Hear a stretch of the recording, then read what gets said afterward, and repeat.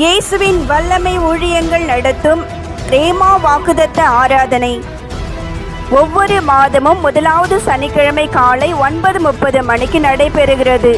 எந்த மனுஷன் உன்னை கைவிட்டாலும் உன் ஜபத்துக்கு வெயிட் கொடுத்துட்டு இருக்க, கனப்படுத்திட்டு இருக்கிற ஆண்டவரை மறக்கவே மாட்டார். இடம் ஐபிஏ திருச்சபை காத்தான் சாவடி. தேவ செய்தியாளர் சகோதரர் டி ஹென்றி சாமுவேல். இயேசுவின் வல்லமை ஊழியங்கள் தரங்கம்பாடி. உன் வாழ்க்கையில நீ கூப்பிட்டு பாரு, சத்தமா கூப்பிட்டு பாரு, கண்ணீரோடு கூப்பிட்டு பாரு, வேதனையோடு கூப்பிட்டு பாரு, உன் ஆண்டவர் அருகிலே வந்து நிற்பார். இப்ப இந்த வாக்கு இல்லாம உங்களால நடக்க முடியாதா? நடக்க முடியாது, நடந்ததே இல்ல. கசப்புகள் கலந்திட்டாலும் பாசம் உள்ள ஒரு மரம் கூட வரும்.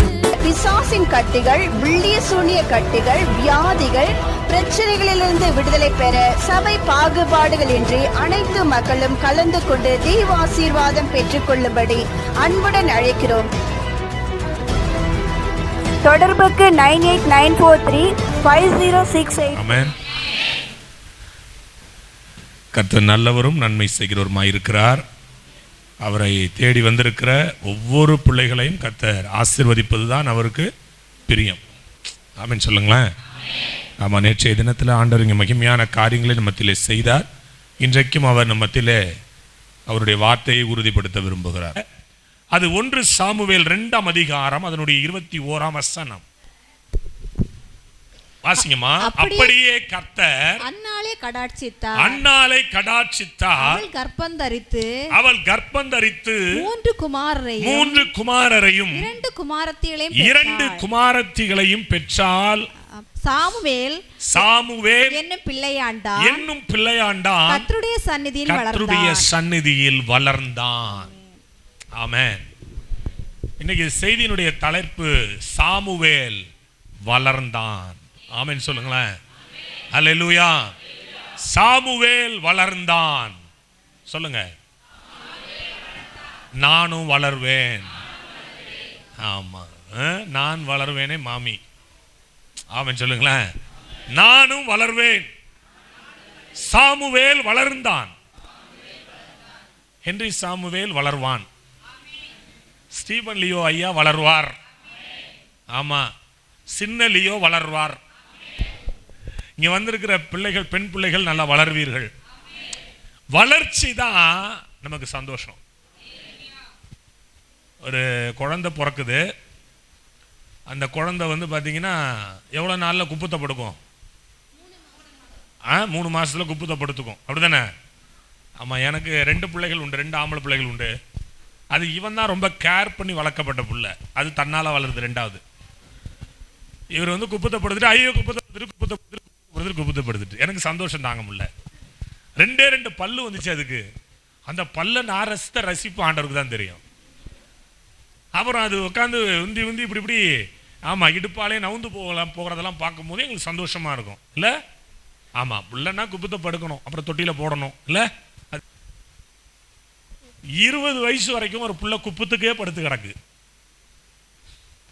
20 வயசு வரைக்கும் ஒரு புள்ள குப்புறப்படுத்தே கிடக்கு. அந்த தாய்க்கு சந்தோஷம் இருக்குமா? என்ன அப்படி பாக்குறீங்களே? அது குப்புத்தையே படுத்து கிடக்கு 25 வருஷமா ஒரே இடத்துல. ஆவிக்குரிய வாழ்க்கையிலும் அப்படிதான். வந்தோம் போனோன்னு இருக்கக்கூடாது, வளரணும். சபை வளரணும். ஆமென் சொல்லுங்களேன். சபையில் இருக்கிற மக்கள் வளரணும். சபையில் ஆன்மீகம் வளரணும், விசுவாசம் வளரணும், நீதி வளரணும், பரிசுத்தம் வளரணும், உண்மைத்தன்மை வளரணும். ஆமென் சொல்லுங்களேன். ஊழியம் வளரணும், ஊழியக்காரர் குடும்பம் வளரணும். எங்க ஐயா அன்னைக்கு பைக்கில் போனாரு, நீ ஹர்குலஸ் சைக்கிள் வரன்னு சொல்லக்கூடாது. எங்க ஐயா அன்னைக்கு சைக்கிளில் வந்தாரு, இன்னைக்கு புல்லட்டில் வராரு, நாளைக்கு ஆடியில் வருவார். சோத்திரம். நீங்க என்ன அப்படி பொறாமப்படுறீங்க? அல்லேலூயா. ஐயா 2 பேரை ஏத்திட்டு போயிடுங்க அப்பப்ப. ஆமா, வளரணும். என்னது? வளரணும். என் அன்பு தேவனுடைய பிள்ளைகளே, சாமுவேல் வளர்ந்தான்னு பைபிள் சொல்லுது. பக்கத்துல கையப்படி, நீ வளரணும். ஆளும் வளரணும், அறிவும் வளரணும். அதுதான்டா வளர்ச்சின்னா. இங்க நான் சொல்றேன், ஆளும் வளரணும், ஆன்மீகமும் வளரணும். அல்லேலூயா சொல்லுங்களேன். ஆளும் வளரணும், ஆன்மீகமும் வளரணும். ஒரு ஊழியக்காரனா 27 வருஷத்துக்கு முன்னாடி பேசின செய்தியை யூடியூப்ல இருக்குதுங்க. ஒரு 15 வருஷத்துக்கு முன்னாடி உள்ள பேசினதெல்லாம் எடுத்து பார்த்தா எனக்கே சிரிப்பா இருக்கு. என் தம்பி எல்லாத்தையும் எடுத்து எங்கள் குரூப்பில் போட்டு விடுவார். பேஜ்எம் அந்த பேஜில் போட்டு விடுவார், ஃபேஸ்புக் பேஜில் போட்டு விடுவார். நான் சொன்னேன்ப்பா அதெல்லாம் போடாத, எனக்கே சிரிப்பாக இருக்குது. ஒரு வளர்ச்சி இருக்கணும், ஒரு வளர்ச்சி இருக்கணும். சாமுவேல் வளர்ந்தான். அந்த அம்மா வருஷம் வரும், வரும்போது ஒரு சட்டை எடுத்துகிட்டு வரும். அப்படி தானே பைபிள் இருக்குல்ல, ஒரு சட்டை தச்சுக்கிட்டு வரும். அந்த சட்டை என்ன செய்யாதான் சாமுவேலுக்கு பத்தாது. ஏன்னா சாமுவேல் நாளொரு வண்ணம் பொழுதொரு மேனியுமாக வளர்ந்து கொண்டே இருந்தான். பக்கத்தில் கையை பிடிங்க, நீ வளரணும். இதான் இன்னைக்கு செய்தி. அல்லேலூயா சொல்லுங்களேன். நேற்று இடங்குடுன்னு ஆண்டவர் சொன்னாரு, இன்னைக்கு வளரணும்னு ஆண்டவர் பேசுறார். ஆனால் அந்த மனுஷனை பார்க்கும் போது நமக்கு எப்படி இருக்கும்? ஒரு உற்சாகமா இருக்கும். ஆமென். என் பிள்ளைகள்லாம் பார்க்கும்போது இப்போ அது என் தோளுக்கு நிற்கிது. பிறக்கும் போது இது எவ்வளோ பெருசாக இருந்துச்சுங்க, ரோஸாக பிறந்துச்சு. ஆமென் சொல்லுங்களேன். அப்படியே தக தக தக தகன்னு இவ்வளோ பெருசாக இருந்தான், இவ்வளோ பெருசா, ரொம்ப சின்னதாக பிறந்தது. இப்போ பார்த்தீங்கன்னா என் உயரத்துக்கு நிற்கிது, என்னுடைய தோலுக்கு ஈக்குவலாக நிற்கிது. ஆமென் சொல்லுங்க. அப்போ வளர்ச்சியை பார்க்கும்போது அப்பா புள்ள வளர்ந்துட்டான்ப்பா. ஆமென். ஒரு ஆவிக்குரிய தகப்பனுக்கு அப்படி தான் இருக்கும். என் புள்ள வளருது, ஜெபத்தில் வளருது, என் புள்ள உபவாசத்தில் வளருது, என் புள்ள அர்ப்பணிப்பில் வளருது, என் புள்ள ஆலயத்தில் வந்து ஆவிக்குரிய வாழ்க்கையில் வளர்ச்சி அடையுது. அல்லேலூயா சொல்லுங்களேன். லூக்கா 2:52 இயேசுவானவர் ஞானத்திலும் அறிவிலும் வளர்த்தியிலும் தேவ கிருபையிலும் மனுஷர் தயவிலும் நாளுக்கு நாள் என்ன செஞ்சாராம்? அதிகமாய் விருத்தி அடைந்தார். ஒரு கடுகு விதைக்கு ஒப்பாயிருக்கிற அந்த பரலோக ராஜ்யத்தை குறித்து எழுதப்பட்டிருக்கிறது. அந்த கடுகு விதை வளர்ந்து பெரிய மரமாய் மாறுகிறது, பெரிய மரமாய் மாறுகிறது. வளர்ச்சி இருக்கணுங்க.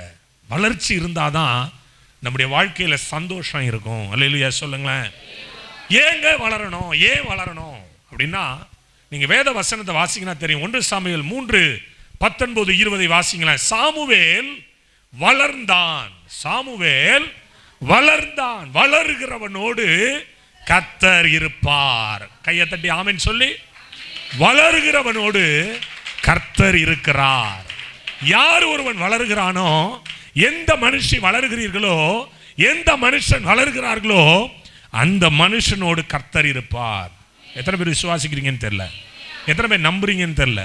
நீங்க வளர்ந்தீர்களேயானால், நீங்கள் வளர்வீர்களேயானால் உங்களோடு கூட தெய்வம் டிராவல் பண்ணிக்கிட்டே இருப்பார். வளராதவனை பிடிக்காத ஆண்டவருக்கு. ஆமென் சொல்லுங்க. ஆமா, காலத்தை பார்த்தா புருஷனா இருக்கணும், நல்லி எலும்ப கடிக்கணும். இன்னும் நீங்க பாலை உண்ணத்தக்க குழந்தைகளாகவே இருக்கிறோம். வளர்ச்சி ரொம்ப அவசியம். நமக்கு வளர்ச்சி ரொம்ப அவசியம். வளருகிறவனோடு கர்த்தர் இருப்பார். பக்கத்துல கை பிடிச்சு குலுக்கி சொல்லுங்க, நீ வளர்ந்தினா கர்த்தர் உன்னோடு இருப்பார். இப்படி மாத்தி சொல்லுங்க, கர்த்தர் யாரோடு இருக்கிறாரோ அவன் வளர்ச்சிக்கு நேராய் போவான். அல்லேலூயா சொல்லுங்க. இரண்டாவது ஒரு காரியத்தை வாசிங்களேன். அவர் தம்முடைய எல்லா வார்த்தைகளிலும் ஒன்றையாக என்ன செய்யலையா? தரையிலே விழுந்து போக விடவில்லை. அப்ப கர்த்தருடைய சமூகத்தில் யார் வளர்றீங்களோ உங்களுடைய வார்த்தைகள் கனப்படுத்தப்படுகிறது. அவருடைய வார்த்தை கனப்படுத்தப்படுது. என் வார்த்தையை கேட்டு பயப்படுவாங்க எங்க ஜனங்கள். என் மனைவி தான் ரொம்ப பயப்படுவோம். எங்க தயவுசெய்து ஏதாவது தப்பா ஏதாவது சொல்லிடாதீங்க, நீங்க எது சொன்னாலும் அப்படியே நடந்து விடுது. அந்த வார்த்தை நம்முடைய வாயில் இருக்குது பார்த்தீங்களா, அந்த வார்த்தை அவ்வளவு பவரா மாறும். எந்த மனுஷன் எந்த மனுஷி கர்த்தருக்குள்ள வளர்ச்சிக்கு நேராய் போகிறோமோ அவருடைய வார்த்தைகளை கர்த்தர் நிறைவேற்றுவதில் கவனமாயிருப்பார். ஆமென் சொல்லுங்களேன். ஒருவேளை ஊழியம் செய்யற நாங்கெல்லாம் ஒரு வார்த்தையை சொல்லிட்டோம் அப்படின்னா அது கட்டாயமா நிறைவேறுது. நாங்கெல்லாம் பார்த்திருக்கிறேன். ஒன்றையாகிலும் கர்த்தர் தரையிலே விடவில்லை. அடுத்தது பாருங்களேன், 3:10-20 வாசிங்கன்னா தெரியும். வாசிங்க. கர்த்தருடைய தீர்க்கதரிசி தான் என்று தான் முதல் பெயர்செபா மட்டும் உள்ள சகல இஸ்ரவேலுக்கும் விளங்கிற்று. உன்னுடைய பெயர் பேசப்படும். இந்த திருச்சபை பேசப்படும். ஆமென் சொல்லுங்க. திருச்சபை வளரும் என்றால் திருச்சபை பேசப்படுகிறதுல கையை பிடிங்க. நீங்க வளர்ச்சிக்கு நேராய் போனீங்கன்னா கர்த்தர் உன் கூடவே இருப்பாரு. கர்த்தர் உன் கூட இருந்துட்டார்னா உன் வார்த்தையை கனப்படுத்துவாரு. உன் வார்த்தை கனப்படுத்தப்படுதுன்னா உன் பெயர் பேசப்படும். ஆமென் சொல்லுங்களேன். அல்லேலூயா, அல்லேலூயா. எத்தனை பேர் விசுவாசிக்கிறீங்க? எத்தனை பேர் நம்புறீங்க? எந்த மனிதனோடு கர்த்தர் இருக்கிறாரோ, எந்த மனிதன் வளர்ச்சிக்கு நேராய் போகிறானோ, அந்த மனிதன் இந்த உலகத்துல, இந்த பகுதியில, இந்த புதுக்கோட்டை மாவட்டத்துல அவன் சிறந்த மனிதனாய் விளங்க ஆரம்பிப்பான். ஆமென் சொல்லுங்களேன். அல்லேலூயா, அல்லேலூயா. ஆமா, பாருங்க, என்ன ஏசப்பா பிடிக்கும் போது எங்க குடும்பம் ரொம்ப பெரிய குடும்பங்க, பெரிய குடும்பம். எங்க அப்பா ஒரு இந்து குடும்பத்தை சார்ந்தவர், ஒரு ஆச்சாரமான இந்து குடும்பத்தை சார்ந்தவர். இன்னைக்கும் எங்க அப்பா குடும்பத்துல ஒரு மாமா, அவங்க ஒரு இன்னைக்கும் சபரிமலைக்கு போயிட்டு தான் இருக்கிறாரு. அப்படிப்பட்ட குடும்பம். பாக்கி எல்லாருமே ரட்சிப்புக்குள்ள வந்துட்டாங்க. அந்த ஒரு குடும்பம் அவ்வளோ ஆச்சாரமான குடும்பம். மாலை போடுறதுலையும் சரி, ஆமா, கோயில்களுக்கு செய்யறதுலையும் சரி, பயங்கரமான ஒரு இந்து பக்தர்கள். அப்படிப்பட்ட என் தகப்பனார் 12வது படிக்கும் போது தஞ்சாவூர்ல இருக்கிற மானமுஞ்சாவடியில் இருக்கிற சிஎஸ்சி ஸ்கூல்ல 12வது படிக்கும் போது இயேசுவை ஏற்றுக்கொண்டார். அப்பா அவருக்கு ஒரு நினைவு, ஒரு கிறிஸ்தவ பொண்ணா கல்யாணம் பண்ணிக்கணும். பாருங்களேன், நிறைய செல்வ செழிப்போட நாங்கள் வாழ்ந்தோம். 3 ஃபைனான்ஸ் கடை வச்சிருந்தோம், ஒரு ஹோட்டல் வச்சிருந்தோம், ஏக்கர் கணக்கில் நிலக்கடலை. எங்க அப்பா ஒரு போலீஸ் அதிகாரியாக இருந்தார். நிறைய சொத்துக்களை உடையவர்களாக இருந்தோம். ஆனால் எங்கள் அப்பா குடிக்க ஆரம்பித்து, சீட்டு விளையாட ஆரம்பித்து, எல்லாத்தையும் இழந்து போகும்போது அருமையான அன்பு சகோதரர் ஐயா சொன்னதை போல எங்களுடைய உறவுகளும் எங்களை விட்டு தூரம் போக ஆரம்பித்தாங்க. அப்படிலாம் வாழ்ந்த நாட்களில் இருந்தோம். எல்லாத்தையும் நாங்கள் துறந்த பிறகு, எல்லாவற்றையும் இழந்த பிறகு, ஒரு புறம்போக்கு லேண்டு, ஒரு கவர்மெண்ட் லேண்டில் போய் சாப்பாட்டுக்கு வழி இல்லாமல் சோத்துக்கு பிச்சை எடுக்கிற நிலைமைக்கு தள்ளப்பட்ட போது உறவுகள் எல்லாம் சொன்னாங்க, குடிகாரன், குடிகாரனுடைய மகன், வாழ்ந்து கெட்டவன். இப்படி சொல்லும்போது தான் இந்த குடும்பத்தை நான் வாழ வைக்க போறேன்னு இயேசுநாதர் என் கையை பிடிச்சாரு. ஆமென் சொல்லுங்களேன். அல்லேலூயா, அல்லேலூயா. 8வது படிக்கும் போது எனக்குள்ள பொல்லாத ஆவி எனக்குள்ள வந்தது. 7 ஆவி எனக்குள்ள இருந்தது. 12வது படிக்கிற வரைக்கும் 5 வருஷம் பேயோட நான் குடும்பம் நடத்தினவன். அல்லேலூயா. பேயோட குடும்பம் நடத்தினவன் நான். ராத்திரி 6 மணி ஆனன்னு சங்கிலியில் கட்டி போட்டுருவாங்க, எங்கேயாவது எந்திரிச்சு ஓடிடுவேன். நானே நெருப்பு எடுத்து என் உடம்பை நானே காயப்படுத்திப்பேன். 3 முறை சூசைட் அட்டம்ப்ட். எப்படியாவது செத்து போயிடணுங்கிற நினைவில் தான் நான் வாழ்ந்தேன். ஒரு நாளைக்கு 5 சினிமா பார்ப்பேன். இங்கே புதுக்கோட்டையில் தான் படித்தேன் 2 வருஷம். எங்கே படித்தேன்? புதுக்கோட்டை பெக்ஸலாஸில் இருக்கிற அந்த மச்சுவாரில் இருக்கிற டிஎல்சி ஸ்கூலில் தான் படித்தேன். இந்த புதுக்கோட்டையில் பிரகதம்பால் தேட்டரில் நான் தூங்காத நாளே கிடையாது. இந்த புதுக்கோட்டையில் பழனியப்பா தேட்டரில் நான் படுத்து கிடக்காத நாளே கிடையாது. இந்த புதுக்கோட்டையில் லீனா தேட்டரில் நான் படுத்து கிடக்காத நாளே கிடையாது. இங்கே இருக்கிற எல்லா தேட்டர் உள்ளேயும் போயிட்டு வந்திருக்கிறேன். இங்கே இருக்கிற இடத்துல ரயில்வே ஸ்டேஷனில் படுத்து கிடந்திருக்கிறேன். இந்த 2 வருஷம் நான் படாத பாடுபட்டு தான் அங்கே படிப்பை முடித்தேன்.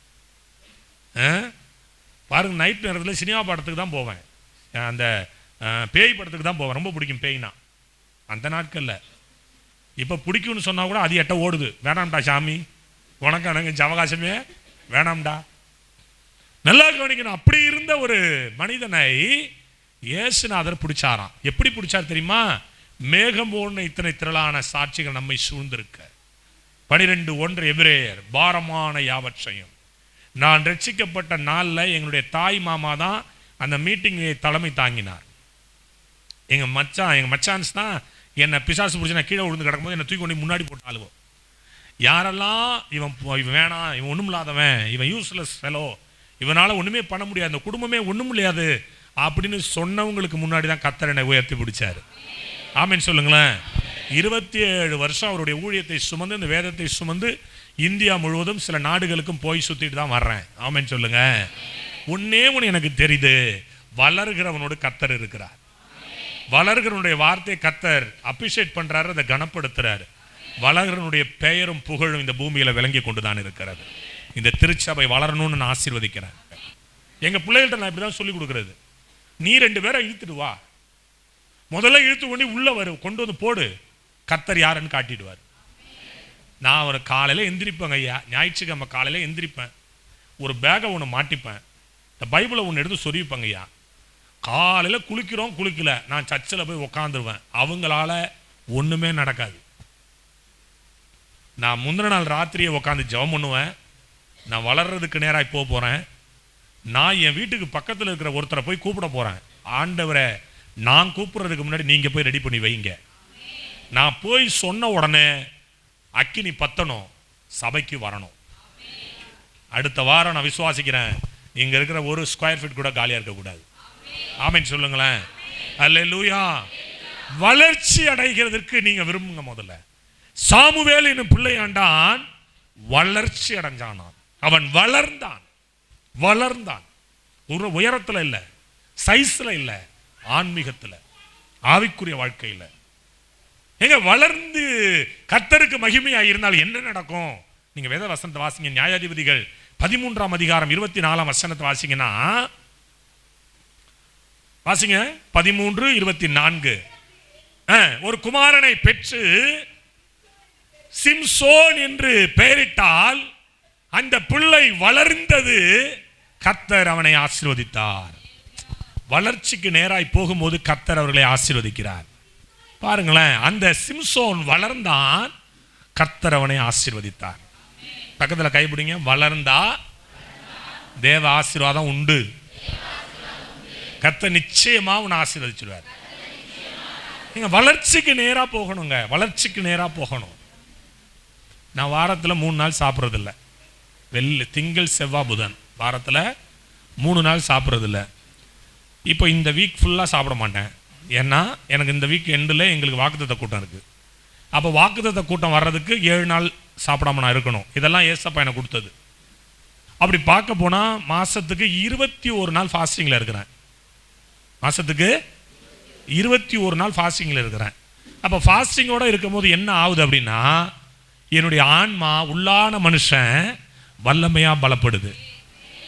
ஒரு வீல் சேரில் வராங்க, கையை வைக்கிறேன், அற்புதம் நடக்குது. அவங்க எந்திரிச்சு நடந்து போகிறாங்க. கண்ணாடியோடு வர்றாங்க, ஜெபம் பண்ணுறேன், கண்ணாடி இல்லாமல் போகிறாங்க. அப்போது இது எப்படி என்கிட்ட கேட்பாங்க, இது எப்படி பிரதர், என்ன நடந்தது, என்ன பண்ணுறீங்க நீங்கன்னு கேட்பாங்க. என்னுடைய டூலே உபவாசமும் ஜெபம் தான். ஆமென் சொல்லுங்களேன். என்னுடைய டூல் என்னது? ஆமாம், உபவாசமும். இது ரெண்டும் இருக்கும்போது கர்த்தர் ஒரு ஆசீர்வாதத்தை வைக்கிறார் ஊழியத்தின் மேலே. இடையில 2 மாதம் ஃபாஸ்டிங்கே இல்லை. நான் என்னென்னா பயமுறுத்தி விட்டாங்க, சுகர் வந்துடும் அப்படின்னு பயமுறுத்தி விட்டனே. 1.5 மாதம் ஃபாஸ்டிங்கே இல்லை. போய் நிற்கிற கூட்டத்திலலாம் ஒன்றுமே நடக்கலை. அப்போ தான் எனக்கு யோசனை பண்ணுறேன், அடாடாடா, மனுஷன் பேச்ச கேட்டுவிட்டோமே. அல்லேலூயா சொல்லுங்களேன். சில நேரங்களில் நாங்களும் வஞ்சிக்கப்படுறோம். சில நேரங்களில் நாங்களும் என்ன பண்ணுறோம், ஸ்லிப் ஆகிறோம். ஆனால் வேதம் சொல்லுது, வளருகிறவனை நான் ஆசீர்வதித்துக் கொண்டே இருப்பேன். ஆகாய் புஸ்தகத்தில் தானே இருக்கு, இன்று முதல் நான் உன்னை ஆசீர்வதிப்பேன். லூக்கா 1:80 சொல்லுது, அந்த பிள்ளை வளர்ந்தது. ஆமா, ஆவியிலே பலம் கொண்டது. யாரே? யோவான். ஆவியிலே பலம் கொண்டது. அதே இதுல லூக்கா 2:40 வசீங்கன்னா, பிள்ளை வளர்ந்து ஆவியிலே பலம் கொண்ட. இது யாரு? இயேசு கிறிஸ்து. அப்ப வளரும் பொழுதுதான் ஆவியிலே பலன் அடைய முடியும். வளரும் பொழுதுதான் தேவனுடைய ஆசீர்வாதத்தை பெற்றுக்கொள்ள முடியும். வளரும் பொழுதுதான் தேவனுடைய கிருபையை நாம் சுதந்திரிக்க முடியும். ஆமென் சொல்லுங்க. அப்ப வளர்ச்சிக்கு நேரா நம்ம போகணும். இந்த நாள் செய்தி உங்களை பார்த்து பேசப்படுகிறது. நீங்கள் இப்படியே இருக்காதீங்க, வளர்ந்து மேல வாங்க, வளர்ந்து மேல வாங்க, வல்லமையில வளருங்க, கிருபையில வளருங்க. ஆமென் சொல்லுங்களேன். ஹல்லேலூயா, ஹல்லேலூயா. எந்த மனிதன் வளருகிறீர்களோ, எந்த மனிதன் வளர்ச்சிக்கு நேராய் தன்னுடைய இருதயத்தை ஒப்பு கொடுக்கிறீங்களோ, நான் சொல்றேன், அவர்களோடு கர்த்தர் இருப்பார். நான் சொல்றேன், அவருடைய பெயர் பேசப்படும். நீங்க சும்மாவே இருந்தாலும் உங்களை பார்த்து 4 பேர் நல்ல விதமா பேச ஆரம்பிப்பாங்க. ஆமென் சொல்லுங்க, ஆமென் சொல்லுங்க. நீ தேவனுடைய பிள்ளையா இருந்து நீ வளர்ச்சிக்கு நேராய் போகிறதுக்கு விட்டு கொடுத்து ஒப்பு கொடுத்துப்பார். என்ன வாலிப தம்பி தங்கச்சி, அப்படிதானே? நான் சொல்ல கரெக்டு தானே? 18 வயசுல இயேசு என்னை பிடித்தாரு. என்ன பாவத்தில் இருந்திருப்பேன் அந்த நாட்கள்ல. யோசனை பண்ணி பாருங்க. ஒரே நாள் தான் எப்படி எல்லாம் மாறுனுச்சுன்னு எனக்கே தெரியல. ஒரே நாள் நைட்டு, அந்த நாள் என் வாழ்க்கையிலே மறக்க முடியாது. அதுக்கு முந்தின நாள் வரை மரண பயம், அதுக்கு பிந்தின நாள் ரட்சிப்பின் சந்தோஷம். அதிலிருந்து வளர்ந்துகிட்டே இருக்கிறோம். கர்த்தருக்குள்ள தன்னை வளர்த்தி கொண்டே இருக்கிறேன். உபவாசத்துல, அர்ப்பணிப்புல, தேவ சமூகத்துல, தேவனுடைய பிரசன்னத்துல ஆமா வளருகிறவனோடு கர்த்தர் இருக்கிறார். இதான் ப்ராஃபட்டிக்கலா சொல்றது. வளருகிறவனோடு கர்த்தர் இருக்கிறார். நீ வளர்ந்தினா உன் கூட கர்த்தர் இருப்பார். ஆமென் சொல்லுங்களேன். வளருகிறவனோடு கூட அவருடைய வார்த்தை நிறைவேற ஆரம்பிக்கும். வளருகிற பிள்ளைகளுடைய பெயர் பிரஸ்தாபமாகும். ஆதியாகமம் 12:2 அதான சொல்லுது, நான் உன் பெயரை பெருமைப்படுத்துவேன். ஆமென் சொல்லுங்களேன். நான் உன் பெயரை பெருமைப்படுத்துவேன். தரங்கம்பாடியில் இருந்த ஹென்றி சாமுவேல் எப்படி இங்க கீரனூர்ல வந்து ஊழியம் செய்யற அன்னைக்கு என் பெயர் பேசப்படுது. ஆமென் சொல்லுங்களேன். அதே போல உங்களுடைய பெயர் பேசப்படணும். அதுக்கு நீங்க வளரணும். ஆமென் சொல்லுங்க பார்க்கலாம். ஆமென் சொல்லுங்க பார்க்கலாம். இந்த சர்ச்சினுடைய பேரை எனக்கு ரொம்ப டச் பண்ணிடுச்சு. Christ healing church. எப்படி ஐயா அதை வச்சாங்கன்னு தெரியாது, இல்லை யாராவது சொன்னாங்களான்னு தெரியாது, ஒருவேளை ஆண்டவர் பேசி வச்சாரான்னு தெரியாது. கிரைஸ்ட் எங்க இருக்கிறாரோ அங்க ஹீலிங் உண்டாகும். ஆமென் சொல்லுங்களேன். கிறிஸ்து எங்க இருக்கிறாரோ அங்க சுகமளிக்கிற வல்லமை என்ன செய்யும்? பிரஸ்தாபமாகி கொண்டே தான் இருக்கும். சரிங்க, நான் சுருக்கமா முடிக்கிறேன். எதிலே வளரணும்? 1 சாமுவேல் 2:21 மைக்ல படிங்க. 1 சாமுவேல் 2:21. 1 சாமுவேல் 2:21. அப்படியே கர்த்தர் அன்னாளை கடாட்சித்தார். அவள் கர்ப்பம் தரித்து 3 குமாரரையும் 2 குமாரத்திகளையும் பெற்றாள். சாமுவேல் என்னும் பிள்ளையாண்டான். கர்த்தருடைய சந்நிதியில் வளர்ந்தான். எதுல வளரணும்? தேவனுடைய சந்நிதியில் வளரணும். தேவனுடைய பிரசன்னத்தில் வளரணும். தேவனுடைய மகிமையில வளரணும். சாமுவேல் என்னும் பிள்ளையாண்டான் கர்த்தருடைய சந்நிதியில் வளர்ந்தான். என் சத்துருக்கள் பின்னாக திரும்பும் போது உமது சமூகத்தில் அவர்கள் இடருண்டு அழிந்து போவார்கள். சங்கீதக்காரன் சொல்றாரு, என் சத்துருக்கள் எனக்கு விரோதமாய் எனக்கு பின்னாக திரும்பும் போது உம்முடைய சமூகத்திலே அவர்கள் இடருண்டு கீழே விழுவார்கள். தேவ சமூகத்திலே ஒரு மனிதன் வளர்வதற்கு ஒப்பு கொடுக்கணும். எல்லாம் கவனிக்கணும். சர்ச்சுக்கு வந்தா மட்டும்தான் அந்நிய பாஷை, ஆமேனு, அல்லேலூயா இல்ல. வீட்டில் இருக்கும்போது தேவ பிரசன்னத்துக்குள்ள நீங்க இருக்கணும். வீட்டில் இருக்கும்போது தேவ மகிமையில நீங்க இருக்கணும். வீட்டில் இருக்கும்போது தேவனுடைய அந்த சமூகத்தை நீங்க நேசிக்கணும். அந்த சமூகத்தை நீங்க அனுபவிக்கணும். ஆமென் சொல்லுங்க. அல்லேலூயா. தேவனுடைய சமூகத்திலே வளருகிற ஒரு அனுபவம். ஜீவ மார்க்கத்தை எனக்கு தெரியப்படுத்துவீர். உமது சமூகத்தில் என்ன இருக்கா? பரிபூரணமான ஆனந்தமும். அவருடைய சமூகத்தில் என்ன இருக்கு? பரிபூரணமான ஆனந்தம். அவருடைய சமூகத்தை தேடுங்க. கர்த்தரையும் அவர் வல்லமையும் நாடுங்க. அவருடைய சமூகத்தை நித்தம் தேடுங்கள். அந்த சமூகத்தில் வளர்ற ஒரு அனுபவத்திற்குள்ள நீங்க வாங்க. அவர் உம்முடைய சமூகத்தில் சமூகத்தின் மகிழ்ச்சியால் அவரை பூரிப்பாக்குகிறீர். தேவனுடைய பிரசன்னம் இருக்கிற இடம் அவ்வளவு ஒரு மகிழ்ச்சியா இருக்க ஆரம்பிக்கும். சில நேரங்களில் நாங்கள் எங்க வீடுகளுக்கு எங்க பிள்ளைங்க வருவாங்க. சும்மா அப்படியே உட்காந்து பேச ஆரம்பிப்பேன். பேச ஆரம்பிச்சா ஒரு 10 நிமிஷம் 1/2 மணி நேரம் ஆகும்.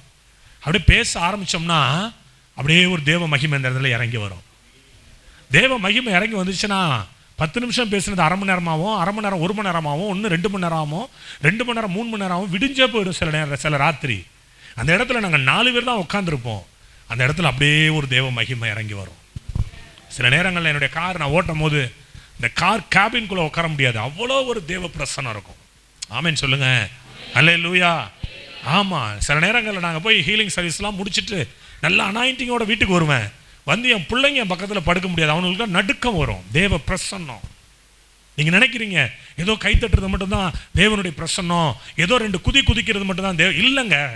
தேவ பிரசன்னத்திற்கு முன்பாக பெரிய பெரிய மலைகள் கூட என்ன செய்யுமா? மெழுகை போல உருகும் பைபிள் சொல்லுது. அல்லேலூயா, அல்லேலூயா. அவருடைய பிரசன்னத்திற்கு முன்பாக இந்த தேவ பிரசன்னத்தில் தான் நீங்க வளரணும். வேதத்தில் வாசிங்க, சங்கீதம் 21:6 கொஞ்சம் வாசிங்களேன்.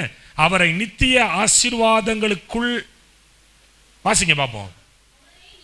நித்திய ஆசீர்வாதங்களுக்குள்ளாக்குகிறீர் அவரை உம்முடைய சமூகத்தின் மகிழ்ச்சியினால் பூரி பாக்குகிறீர். அவருடைய சமூகத்தினுடைய மகிழ்ச்சி, அவருடைய சமூகத்தின் மகிழ்ச்சி.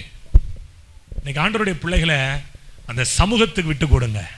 வாங்கப்பா, 2 பேர் இருந்தாலே அவர் வந்துடுறேங்கிறாரு, 3 பேர் இருந்தாலே இங்க வந்துடுறேங்கிறாரு. நாம தான் அவரை வேணான்னு ஒதுக்கி ஒதுக்கி வைக்கிறோம். நீங்க ஆண்டவர்கிட்ட சொல்லுங்க, அப்பா உம்முடைய சமூகம் எனக்கு வேணும், உம்முடைய பிரசன்னம் எனக்கு வேணும், உம்முடைய மகிமை எனக்கு வேணும். நல்லா கவனிங்க, பிரசன்னம் வேற, மகிமை வேற. பிரசன்னம் என்பது தொடப்படுறது, மகிமை என்பது நிற்கக்கூடாத ஒரு மாபெரும் பிரசன்னம். அது ஒரு குளோரி. இது பிரசன்ஸ், அது குளோரி. நிறைய கிறிஸ்தவர்கள் இந்த பிரசன்னத்தை தான் மகிமைங்கிறாங்க. இல்ல, அந்த மகிமை இறங்கிடுச்சுன்னா ஆசாரியர்கள் கூட நிற்க முடியாத அளவுக்கு அந்த இடத்துல அவ்வளவு பெரிய கனமுள்ள ஒரு பிரசன்னம் சூழ்ந்து வரும். சாதாரண காத்துக்கும் புயல் காத்துக்கும் என்ன உண்டு? வித்தியாசம் உண்டு. மகிமை என்பது ஒரு புயல் காற்றை போல அது இறங்கி வந்துச்சுன்னா ஒரு மனிதனுடைய வாழ்க்கையை தலைகீழா மாற்றும். ஆமென் சொல்லுங்களேன். இன்னைக்கு நீங்க செய்ய வேண்டியது என்ன அப்படின்னா, அந்த மகிமைக்காக காத்துருங்க. உங்களுடைய சமூகத்தில் என்ன பூரிப்பா மாத்துங்கப்பா. சாமுவேல் அவருடைய சந்நிதியில், அவருடைய சமூகத்தில் வளர்ந்தான். அவருடைய சமூகத்தில் வளர்ந்தான். நீங்களும் அப்படியே வளருங்க. அவருடைய பிரசன்னத்தை தேட ஆரம்பிங்க. இரவு நேரம் எல்லாம் அவரை தேட ஆரம்பிங்க. நீங்கள் வளருகிறதை பார்க்க ஆரம்பிப்பீங்க. ஆமென் சொல்லுங்களேன். ஹல்லேலூயா, ஹல்லேலூயா. நாகும் 1ஆம் அதிகாரம் 5ஆம் வசனம் சொல்லுது, அவருடைய சமூகத்தில் பர்வதங்கள் அதிர்ந்து மலைகள் எல்லாம் தளர்ந்து போகுமா.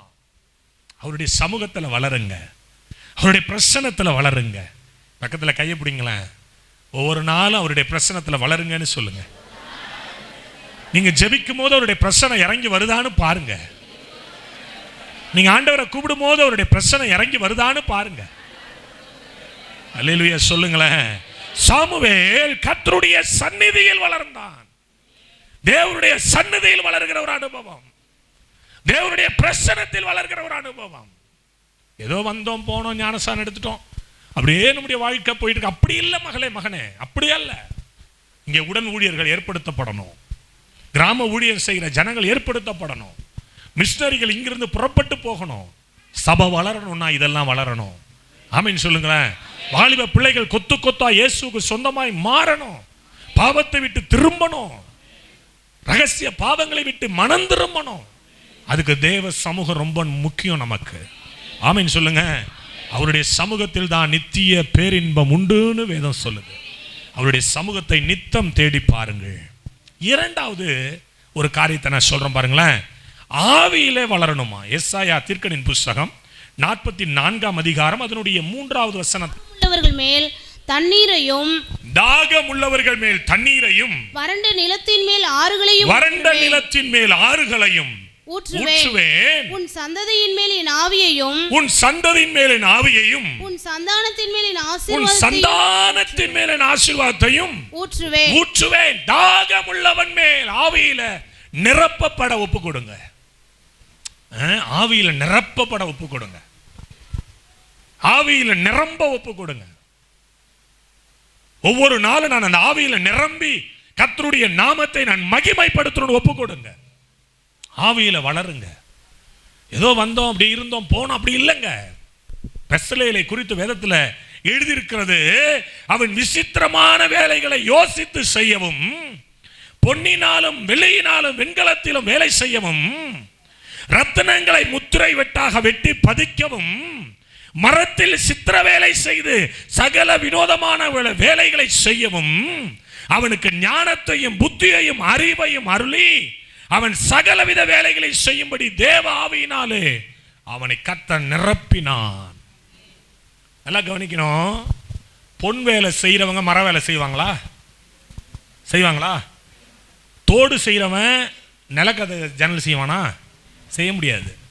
நில ஜன்னல் செய்யறவங்க தோடு செய்வாங்களா? ஆனா இந்த பெத்லெகேம் பாருங்களேன், எல்லா வேலையும் செய்யறான். ரத்தனங்களை வெட்டுறான், பொன் வேலையை செய்யறான், மர வேலையை செய்யறான். என்னடா காரணம்? ஒரு மனுஷன் இப்படி எல்லாம் எப்படா செய்ய முடியும்னு பார்த்தா பைபிள் சொல்லுது, பெத்லகேலை கர்த்தர் தம்முடைய ஆவியினால் நிரப்பி வைத்திருந்தாராம். ஆமென் சொல்லுங்களேன். நீங்க பக்கத்தில் உள்ளவங்களை பார்த்து சொல்லுங்க, சகலகலா வல்லவனாயிருங்க. ஹல்லேலூயா, ஹல்லேலூயா. எல்லா வேலைகளையும் செய்யத்தக்கதாக. எனக்கு ஒரு தம்பி தெரியுங்க, அவன் நல்லா பேட் அடிப்பான். பேடு மட்டும் தான் அடிப்பான்னு பார்த்தா நல்லா பிரியாணி சமைப்பான். பிரியாணி தான் செய்யறான்னு பார்த்தா ஒரு நாள் பார்க்குறேன் கல்யாணத்தில் போய் டெக்கரேஷன் பண்ணிக்கிட்டு இருக்கான். என்னடா இவனுக்கு எல்லாம் தெரியுது, என்ன காரணம்? ஒரு நாள் அவன்கிட்ட நான் கேட்குற போது அவன் சொன்னான், இல்லைங்கண்ணா நான் அப்படி ஜெபம் பண்ணேன், எனக்கு கடவுள் எல்லா ஞானத்தையும் கொடுத்தாரு. இன்னைக்கு ஃபாரின்ல போய் உட்காந்து ஜம்முன்னு 1.5 லட்ச ரூபா சம்பாதிக்கிறான். ஆமென் சொல்லுங்களேன். எல்லா வேலைகளையும் செய்யத்தக்கதாக பெத்லகேலை கர்த்தர் தம்முடைய விசேஷித்த ஆவியினால் நிரப்பினாராம். நீங்க எத்தனை பேர் அப்படி ஆசைப்படுறீங்க? உங்கள் ஆண்டவர் விசேஷித்த ஆவியினால். அல்லேலூயா சொல்லுங்க. சில வர்ஷிப்னா வர்ஷிப் மட்டும் தான் பண்ணுவாங்க, ஜெபம்னா ஜெபம் மட்டும் தான் பண்ணுவாங்க, பைபிள் வாசிக்கிறது மட்டும்தான் தெரியும், பாட்டு பாட தெரியாது. ஆனா எல்லா வேலையும் ஒருத்தன் செய்றான் பார்த்தீங்களா, அவனுக்குள்ள தேவ ஆவியான விசேஷமா இருக்கிறாருன்னு அர்த்தம். ஆமென் சொல்லுங்க. அதுல உங்க பாஸ்டருக்கு ஈடு உங்க பாஸ்டர் தான். சோத்ரம். ஆமென் சொல்லுங்க. வர்ஷிப் பண்றாரு, பிரேயர் பண்றாரு, அபிஷேகத்தில் நடத்துறாரு, செய்தி கொடுக்குறாரு. ஆமென். காரணம் என்ன? அவங்க அப்பா சொல்லி கொடுத்ததா? எங்க அப்பாவுக்கும் ஊழியத்துக்கும் சம்மந்தமே கிடையாது. இவனுக்கு எனக்காவது சம்மந்தம் இருக்கு, இவன் கீபோர்டு வாசிக்கிறது எனக்கு சம்மந்தம் இருக்கு. எங்க அப்பாவுக்கு கீபோர்டை பத்தி என்ன தெரியும்? ஒண்ணுமே தெரியாது. அவருக்கு தெரிஞ்சது ரெண்டே பாட்டு தான் பாடுவார். தந்தானை துதிப்போம்னு ஒரு பாட்டு இருக்கு கீர்த்தனையில, அது பாடுவார். யூத ராஜசிங்க வெற்றி சிறந்தார். இந்த 2 பாட்டு எப்போ பாடுவார்னா குடிச்சாதான் பாடுவார். இதெல்லாம் எப்போ? குடிச்சா. எங்க அப்பாவுக்கும் இந்த ஊழியத்துக்கு சம்மதம் கிடையாதுங்க. ஆனால் எல்லா ஊழியத்தையும் டச் பண்ணி வரோம். Prophetical anointing, healing anointing, miracle anointing. Healing வேற, மிராக்கிள் வேற, டெலிவரன்ஸ் வேற. சோத்திரம். கர்த்தருடைய வசனத்தை பிரசங்கம் பண்றோம், வர்ஷிப் பண்றோம், பாடல் எழுதி பாட்டு போடுறோம். எல்லா வேலையும் எப்படி? நான் படிச்சேங்க. என்ன படிச்சேங்க? பிடிஹெச் முடிச்சாங்க, டிடிஹெச் முடிச்சாங்க, சிடிஹெச் முடிச்சாங்க. இல்லைங்க, இல்ல. கர்த்தருடைய ஞானம், அவர் ஆவியானவர் இறங்கி வரும்போது இதெல்லாம் நடக்க ஆரம்பிக்குது. உங்க மேல இந்த ஆவியானவர் இறங்கி வரணும். 2 ராஜாக்கள் புஸ்தகத்துக்கு வந்தீங்கன்னா அங்க 2ஆம் அதிகாரம் 9ஆம் வசனத்திலிருந்து படிச்சீங்கன்னா தெரியும்.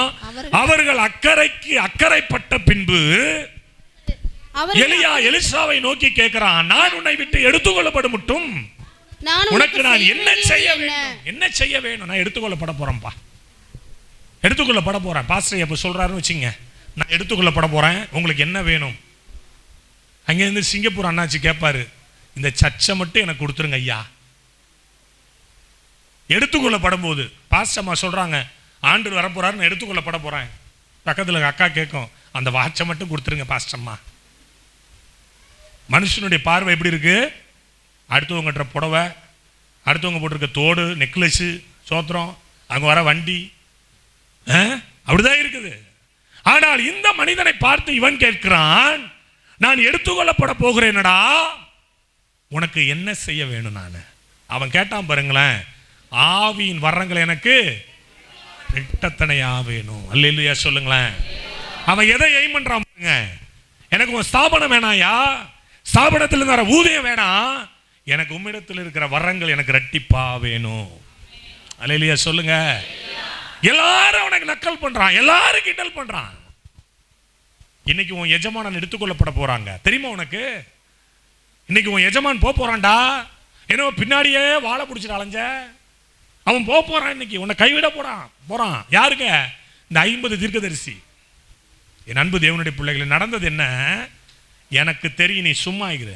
எனக்கு தெரியும், நீ சும்மா இரு. சில நேரங்களில் நம்ம சொல்ற ஒரு ஃபார்முலா இதுதான், எனக்கு தெரியும், நீ சும்மா இரு. கோச்சிக்காதீங்க, எனக்கு தெரியும், நீ மூடிக்கிட்டு இருன்னு சொல்லுங்க. சோத்ராமன் சொல்லுங்களேன். அல்லேலூயா. எனக்கு தெரியும் என்ன செய்யணும்னு, எனக்கு தெரியும். கர்த்தர் எனக்காக ஒரு காரியம் வச்சிருக்கிறார். ஆவியின் வரங்கள் எனக்கு ரெட்டிப்பா வேணும். அக்கறைக்கு வந்த பிறகு, அக்கறைப்பட்ட பிறகு, இந்த இடத்துல இருந்து இந்த இடத்துக்கு நீ வரணும். எதுக்கு? ஆவியில நிரப்பப்பட. அதே இடத்துல நிக்க கூடாது, வேணும். ஆமென் சொல்லுங்களேன். சோறு இருந்தாலும் இல்லாட்டினாலும் எனக்கு என்ன வேணும்? ரெட்டிப்பான வரங்கள். பல பேர் சொல்லுவான், எலியா எடுத்துக்கொள்ளப்பட போறான்ப்பா, உன் எஜமான் எடுத்துக்கொள்ளப்பட போறான்ப்பா, உனக்கு தெரியுமாப்பா? நீ சொல்லணும், எனக்கு தெரியும். என்னுடைய எய்மே அவர்கிட்ட இருக்கிறது அல்ல, அவர்கிட்ட இருக்கிறது எனக்கு ரெட்டிப்பா வேணும். என்ன அண்ணன் வேணுமா அண்ணன்? ஆண்டவர் உங்களை அப்படி ஆசீர்வதிக்க விரும்புறார் அண்ணன். ஆமென் சொல்லுங்களேன். எலியா போயிட்டாரு. பட்டர்னு ஒரு சுழல் காட்டு வந்துச்சு, அப்படியே ஒரு நெருப்பு வந்துச்சு, ஒரு அக்கினி ரதங்கள் வந்துச்சு, டக்குன்னு தூக்கிட்டு போயிட்டு எலிசாவை மறந்துட்டாரு. போயிட்டே இருக்காரு. மேலே போனவர் ஒருவேளை மனிதர்கள் மறக்கலாங்க, ஒருவேளை ஊழியர்கள் நாங்கள் மறக்கலாம், ஆனால் கர்த்தர் என்ன செய்ய மாட்டாரு? மறக்க மாட்டார். ஐயோ என் புள்ள கீழே அழுதுகிட்டு இருக்கிறானே, கத்திக்கிட்டு இருக்கிறானே அப்படின்னு சொல்லி மேலே போன எலியாவுடைய மேலே இருந்த ஷால்வை என்ன பண்ணுறாராம்? அப்படியேசா தட்டி விட்டாரு. எலிசா மேலே வந்து விழுந்தது. ரெட்டிப்பான வல்லமை பெற்றுக்கொண்டான். நான் சொல்லட்டா, எலியாவினுடைய கடைசி அற்புதம் எலிசாவினுடைய முதல் அற்புதம். ஆமென் சொல்லுங்களேன். எலியாவினுடைய கடைசி அற்புதம் எலிசாவினுடைய முதல் அற்புதம். நீங்க அப்படிதான் மாற போறீங்க. இந்த 21 நாள் உபவாசத்துக்கு பிறகு உங்களுடைய வாழ்க்கையில மாற்றங்களை நீங்க பார்க்க போறீங்க. ஆவியில நிரப்பப்பட போறீங்க, ஆவியில வளர போறீங்க, தேவ பிரசன்னத்துல வளர போறீங்க. லூக்கா எழுதின சுவிசேஷம் 4ஆம் அதிகாரத்துக்கு நீங்க வந்தீங்கன்னா அங்கே ஒரு போராட்டமான வாழ்க்கையை குறித்து பார்க்க முடியும். நம்ம அப்படிதானே? ஆவியானவராலே இயேசு கிறிஸ்து எங்க கொண்டு போகப்பட்டாராம்? வனாந்தரத்துக்கு கொண்டு போகப்பட்டார். வனாந்தரத்துக்கு கொண்டு போகப்பட்டார். எதற்கு? பிசாசினால். சொல்லுங்க வாய் திறந்து. பிசாசினால் சோதிக்கப்படுவதற்கு. பாருங்களேன், அவர் ஆவியானவர் கூடவே இருந்ததினாலே அந்த வலு சர்ப்பத்தை அவர் ஜெயித்தார். வலு சர்ப்பத்தின் வல்லமைகளை ஜெயித்தார். பணாசை ஜெயித்தார், பொன்னாசை ஜெயித்தார், பொருளாசை ஜெயித்தார், பெருமைகளை ஜெயித்தார், தற்பெருமையை ஜெயித்தார். இன்றைக்கும் ஜெயமுள்ளவராய் இருக்கிறார். ஆமென் சொல்லுங்களேன். ஆவியிலே வளர்கிற ஒவ்வொரு மனிதனுடைய வாழ்க்கையில இது நடக்க ஆரம்பிக்குங்க. எத்தனை பேர் விசுவாசிக்கிறீங்க? எத்தனை பேர் நம்புறீங்க? உங்க வாழ்க்கையில நீங்க இப்படி சொல்லுங்க, ஆண்டவரே நான் ஆவியில வளரணும், நான் மகிமையில வளரணும், நான் வல்லமையிலே வளரணும். அப்போஸ்தலர் 2:4 சொல்லுது, அவர்கள் எல்லாரும் பரிசுத்த ஆவியினாலே நிரப்பப்படணும். இப்ப நிரப்பப்பட போறீங்க. ஒவ்வொரு மேல உனக்கெல்லாம் விடுதலை வரப்போகுது. இந்த மஞ்சள் சுடிதாருக்கெல்லாம் விடுதலை வரப்போகுது. நான் சிலரை பார்க்கிறேன், அவங்க மேலெல்லாம் தேவனுடைய அக்கினி இறங்கி வரப்போகுது இப்போ. ஆமென் சொல்லுங்களேன். ஒரு வித்தியாசத்தை ஆண்டவர் வாழ்க்கையில் கொடுக்க போகிறார். உன்னை சுற்றி இருந்த நெருடல்கள், உன்னை சுற்றி இருந்த பொல்லாத கிரியைகள், உன்னை சுற்றி இருக்கிற பொல்லாத அஸ்திரத்தோட வல்லமைகள், அத்தாலிகளுடைய வல்லமைகள் எல்லாம் இயேசுவின் நாமத்தில் நிர்மூலமாக்கப்பட போகிறது. ஆமென் சொல்லுங்க, ஆமென் சொல்லுங்க, ஆமென் சொல்லுங்க. ஆமா, ஆவியிலே வளருகிற ஒரு அனுபவம், ஆவியிலே வளருகிற ஒரு அனுபவம். நீங்க ஆவியில நல்லா வளரணும், பிரசன்னத்துல நல்லா வளரணும். சாத்தானே வந்து எதிர்க்க நின்னால் அவனை ஜெயிக்கக்கூடிய ஒரு வல்லமையை நீங்க பெற்றுக்கொள்ளணுங்கிறத ஆண்டவர் இன்னைக்கு விரும்புறார். எத்தனை பேர் விசுவாசிக்கிறீங்க? ஆமென் சொல்லுங்க பார்க்கலாம், ஆமென் சொல்லுங்க பார்க்கலாம். மூன்றாவது ஒரு காரியம், எனக்கு கொடுக்கப்பட்ட நேரத்துக்குள்ள முடிக்க விரும்புகிறேன். மூன்றாவது ஒரு காரியம் 1 பேதுரு 2ஆம் அதிகாரம் அதனுடைய 3வது வசனம். நீங்கள் வளரும்படி புதிதாய் பிறந்த குழந்தைகளைப் போல திருவசனமாகிய கலங்கமில்லாத ஞானப்பாலின் மேல் வாஞ்சையாயிருங்கள். வார்த்தையின் மேல் ஒரு வாஞ்சை. வார்த்தையில வளருங்க, வார்த்தையில வளருங்க. ஆமென் சொல்லுங்களேன். நன்றி நன்றி நன்றி நன்றி நன்றி. பாடுவே மகிழ்வே கொண்டாடுவே அப்ப சமூகத்தில் பாடி மகிழ்ந்து கொண்டாடுவே. பாடுவே மகிழ்வே கொண்டாடுவே அப்ப சமூகத்தில் பாடி மகிழ்ந்து கொண்டாடுவே. கல்வாரி சிலுவையினால்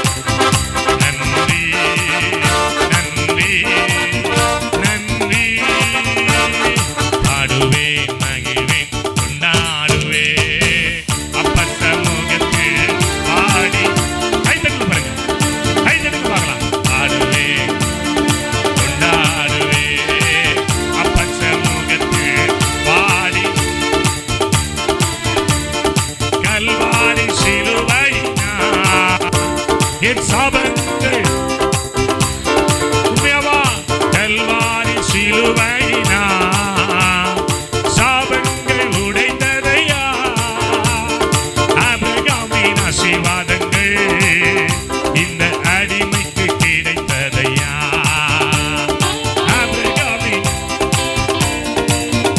இந்த அடிமைக்கு கிடைத்ததையா நன்றி நன்றி நன்றி நன்றி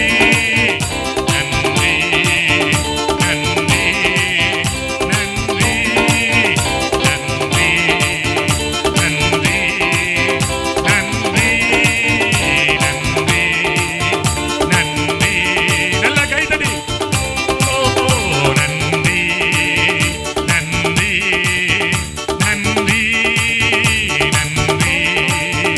நன்றி நன்றி துய நீக்கும் மருத்துவரே துதிக்கு பாத்திரரே துய நீக்கும் மருத்துவரே துதிக்கு பாத்திரரே மேலனெல்லாம் நீதானையா பிரியமும் நீதானையா மேலனெல்லாம் நீதானை கைத்தடி கைத்தடி என் பிரியமும் நீதானையா நன்றி நன்றி நன்றி நல்ல கையதடி glory glory glory glory glory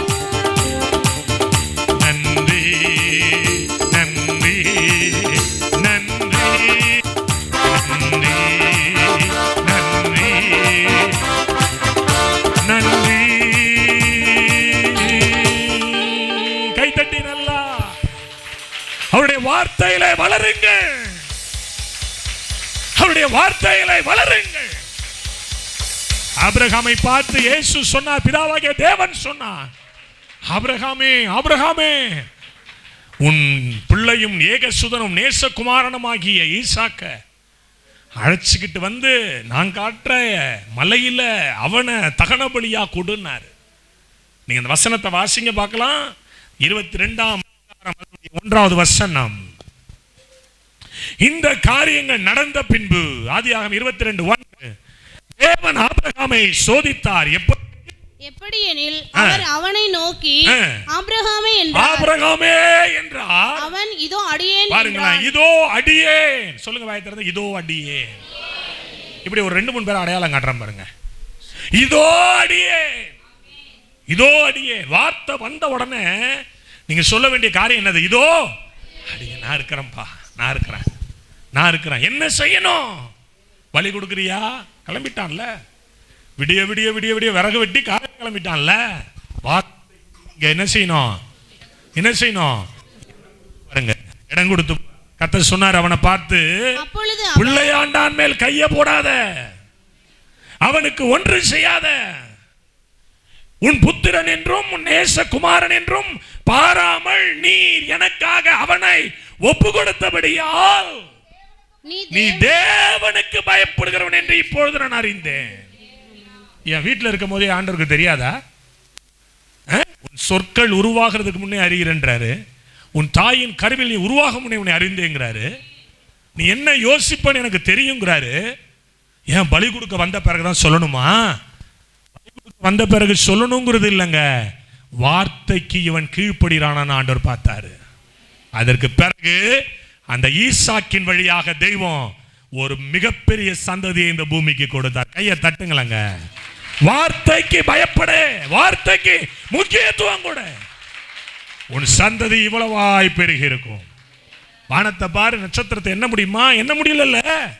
பூமியை பாரு, மணலை என்ன முடியுமா? என்ன முடியல. இவ்வளவாய் உன் சந்ததி பெருகும். வார்த்தைக்கு பயப்படுங்க. அதே சொல்லுவார் பாருங்களேன். நான் 46:2 கொஞ்சம் வாசிங்கன்னா தெரியும்.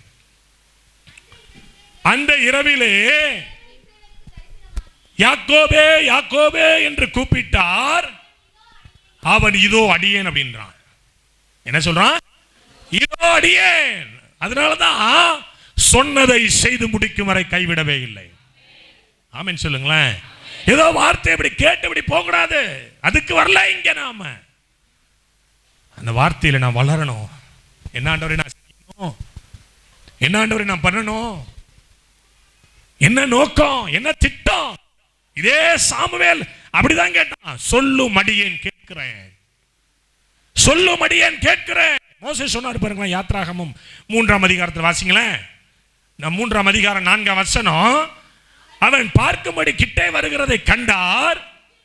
முச்செடியின் நடுவில் இருந்த தேவன் அவனை மோசே மோசே என்று கூப்பிட்டார். அதற்கு மோசே சொன்னாரு, இதோ அடியேன், இதோ அடியேன். எங்கெல்லாம் வார்த்தைக்கு முக்கியத்துவம் கொடுத்து இதோ அடியேன்னு சொல்றீங்களோ அங்கெல்லாம் ஒரு டிரான்ஸ்ஃபர்மேஷன் உண்டாகிறது. கையை தட்டுங்க, ஆமென் சொல்லுங்க. எங்கெல்லாம் இந்த வார்த்தைக்கு முன்னாடி இதோ அடியேன், நான் இருக்கிறேன் அப்பா. எஸ்ஐயா பார்த்து கேட்டார், என் வேலையா யார் போவான்? அவன் சொன்னாரு, இதோ அடியேன், நான் போகிறேன், நான் போகிறேன். ஆபிரகாமை கர்த்தர் ஆசீர்வதிச்சது விவரிக்க முடியுமா? யாக்கோபை ஆசீர்வதிச்சது விவரிக்க முடியுமா? மோசேயை தேவன் கொடுத்த அழைப்பை விவரிக்க முடியுமா? இன்னைக்கு உங்களையும் கர்த்தர் அப்படிதான் ஆசீர்வதிக்க விரும்புகிறாரு. வார்த்தையில வளர்ந்து வாருங்கள். வார்த்தை ஜீவன் உள்ளது, அந்த வார்த்தை வல்லமை உள்ளது, அந்த வார்த்தை இருபுறம் கருக்குள்ள பட்டயமாய் இருக்கிறது, அது ஊனையும் கணுக்களை உருவ குத்துகளாய் இருக்கிறது. அந்த வார்த்தைக்கு முக்கியத்துவம் கொடுங்க. ஆவியில வளருங்க, தேவ சமூகத்தில் வளருங்க, கர்த்தருடைய வார்த்தையில வளருங்க. கர்த்தர் உங்களை ஆசீர்வதிப்பாராக. எல்லாரும் அப்படி எழுந்து நிற்போமா? எல்லாரும் அப்படி எழுந்து நிற்போம்.